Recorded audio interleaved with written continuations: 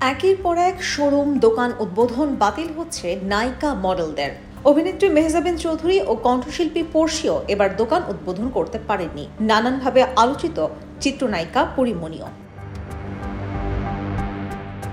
টাঙ্গাইলের কালীহাতিতে হারলানের স্টোর উদ্বোধন করতে না পেরে ক্ষোভ ছাড়লেন চিত্রনায়িকা পরিমণি। ফেসবুকে নিজের ভেরিফাইড আইডিতে এক পোস্টে এই ক্ষোভ প্রকাশ করেন তিনি বলেন, এত চুপ করে থাকা যায় নাকি? পরাধীন মনে হচ্ছে। শিল্পীদের এত বাধা কেন আসবে? ইনসিকিউর ফিল হচ্ছে তার। এমন স্বাধীন দেশে নিরাপদ নয় কেন শিল্পীরা?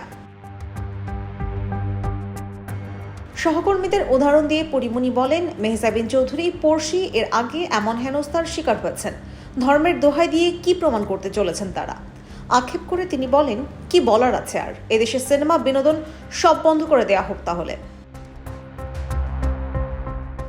সতর্ক করে এই নায়িকা বলেন, তাহলে কি তারা ধরে নেবেন তারা ইমোশনালি ব্যবহার হয়েছিলেন তখন, নাকি এখন হচ্ছেন? কোনটা?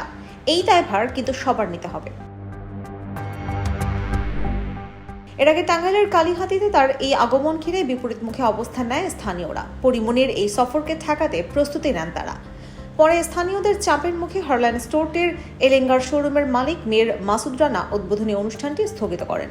শনিবার জেলার কালীহাতি উপজেলার এলেঙ্গার টিন মার্কেটে শোরুম উদ্বোধনের কথা ছিল। স্থানীয়রা জানান, প্রায় 15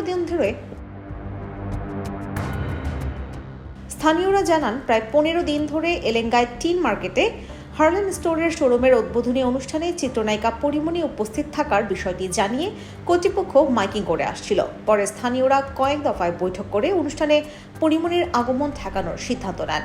এক পর্যায়ে শোরুম কর্তৃপক্ষ বিভিন্ন চাপের মুখে উদ্বোধনী অনুষ্ঠানটি স্থগিত করতে বাধ্য হয়।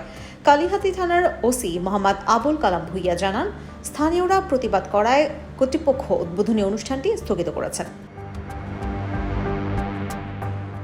IPTV USA News Desk।